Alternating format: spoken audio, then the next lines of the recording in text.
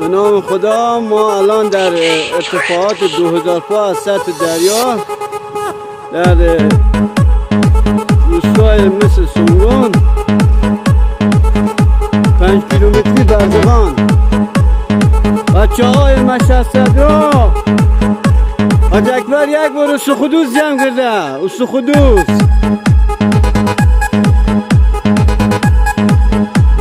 گنجه استخدوس خیلی داره جمع کنیم که فقط داروه.